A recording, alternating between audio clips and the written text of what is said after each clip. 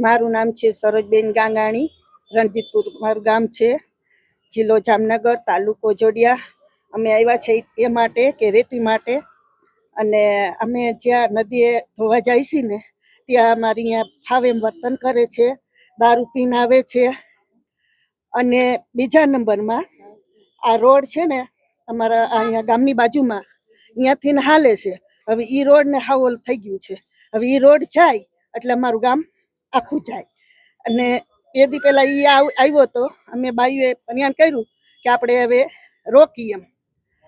તો અમારે ફાવે એમ વર્તન કરી ગયો અને ધારિયાની બધું હથિયાર લઈને આવ્યો હતો.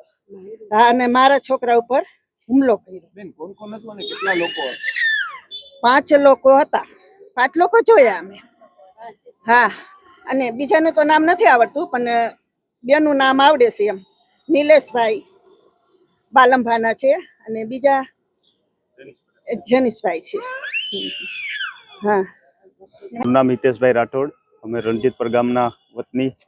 અમારા ગામમાં દિન પ્રતિદિન ખનિજ માફિયાઓ વધતા જાય છે. જેના હિસાબે ગામના રોડ રસ્તા તેમજ કાંઠાના જે વિસ્તારોની જમીનો છે અમારી, એ જમીનોને ભરપૂર માત્રામાં નુકસાન થયેલ છે.